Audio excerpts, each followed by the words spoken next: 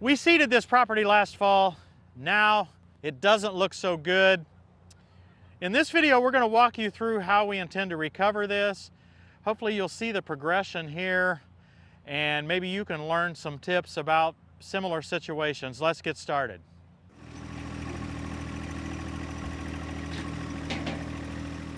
We seeded this in October or so last year and it was dry, very, very dry. We did not get any germination until a rain about 4 or 5 weeks later. It was well into November before it rained.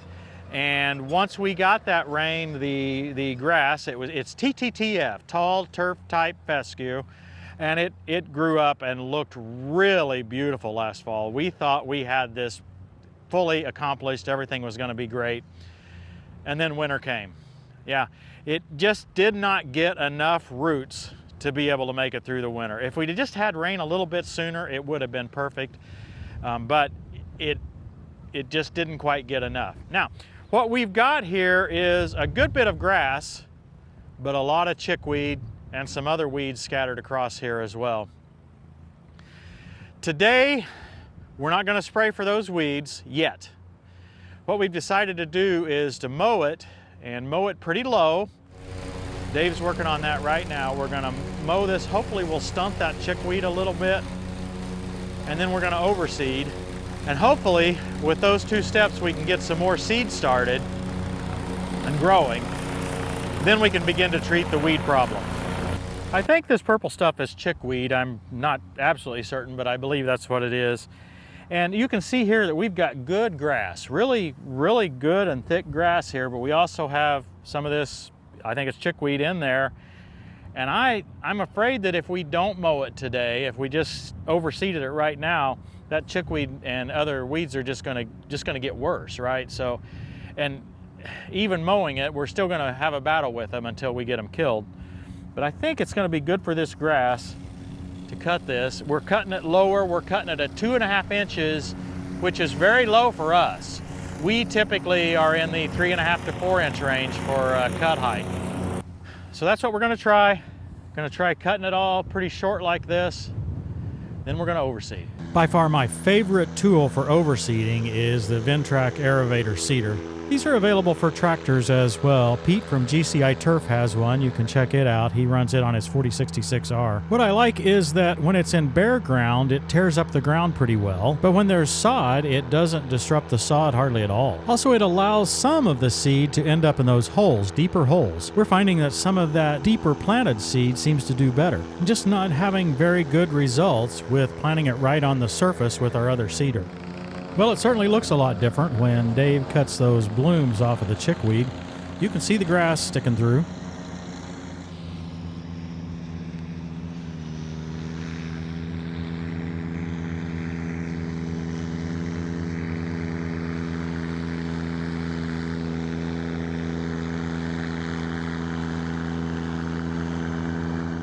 The next step of our process is to try to kill some of these chickweeds, as we mentioned earlier, and that's what we're doing today. We've got the sprayer on the Yanmar. This is the first time I've had the sprayer on the Yanmar, and what a nice combo. Let me tell you a little about it. I've shown the sprayer many times, and I get more excited about it, I guess, every time. This is Mr. Spray, and I'll put a website link right here below, and you can use code TTWT for a discount. But what makes Mr. Spray so special is how you can get it configurable to however you want. And in my case, I chose the electronic control here with 3 separate switches, one for each boom. So that's the right boom, the left boom, and the center boom. And with that approach, I can control them, you know, without reaching back behind me. That allows me to use the cap rather than you know, having to have the window open or somehow having to reach back to a manual valve on the sprayer. Mounting this kit was, well, in this tractor was pretty easy because they have 2 pre-defined holes here. There's just little black plugs. I think I've still got them right, yeah. 2 little black plugs that I took out here and here. And then I just drilled holes in this little metal plate, and I had this bracket. This is from the Summit kits, so I already had a bracket for that. Now most of the time I use all three switches together, but there are times where if I'm overlapping, I can control each boom independently.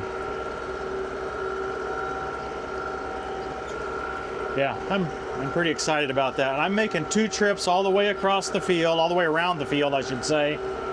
And then I'll start going back and forth, one direction or the other.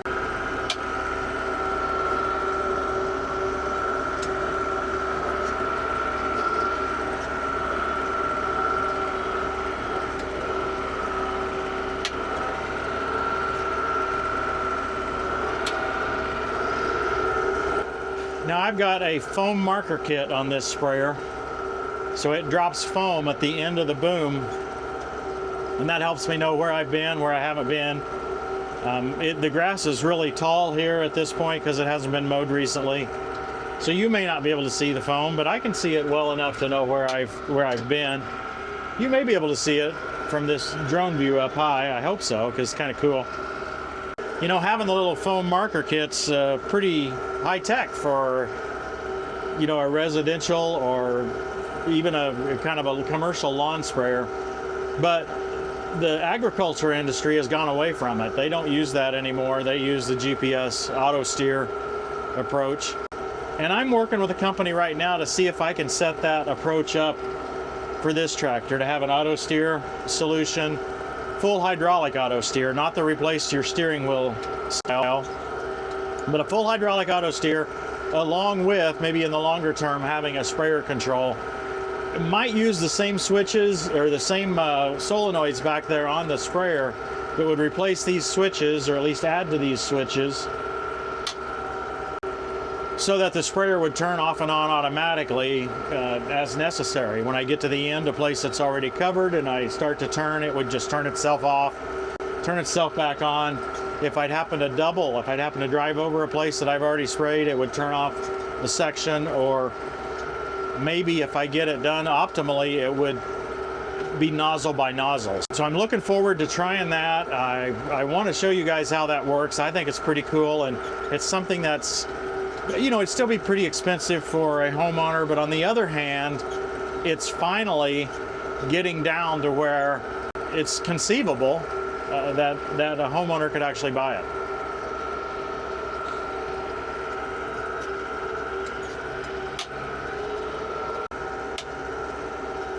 Now I'm turning the sprayer, the actual chemical application, off and on at every time that I would overlap or double or whatever.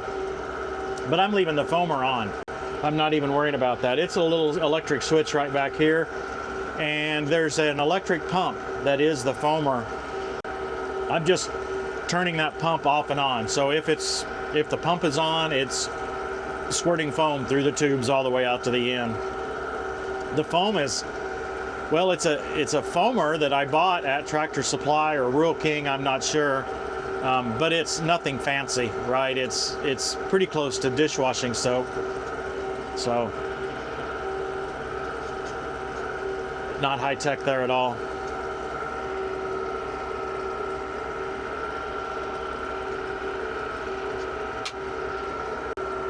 This really shouldn't take us that long. I'm going 4.4 miles per hour and just back and forth here. I think it's 3.5 acres. And we'll get this wrapped up. And hopefully then it will begin to look more like a soccer field. Right now it's a chickweed patch, at least in some areas. I do believe I see some of the grass growing that we overseeded earlier. So I'm excited about that. And hopefully we haven't waited too long to spray. It's probably been about 4 weeks since we did the overseeding. Yeah, hopefully, yeah, we'll see what it looks like. You might be asking about fertilization. We put a heavy dose of starter fertilizer on it last fall, and it looks very dark green right now, so I really don't think there's a fertilization issue. I think the main issue here is one of weeds, and of course we didn't spray it when we planted it last fall, and this is why we've waited this spring, as we wanted that grass to get started a little bit before we sprayed it. That may have been a bad idea. We should have just sprayed it to make sure that the existing grass got the best possible start it could, but we'll see how it goes. I'm using a mixture of 2,4-D and triclopyr. On my own lawn, I have found that this really does a number to white clover and some of the harder to kill weeds that 2,4-D alone just can't kill. So it's labeled here to kill this chickweed as long as I apply a little heavier dose than the minimum. There's 2 or 3 doses I could use, and I'm going with a little heavier than the basic dose. So hopefully I'll get enough to get this chickweed killed without burning the grass too much.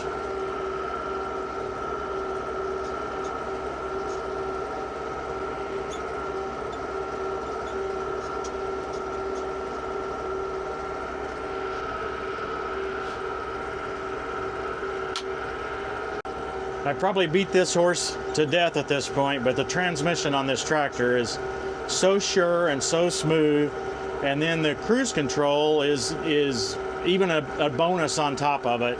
It works very well. It keeps a very consistent speed, and I just find it so simple and so easy to handle.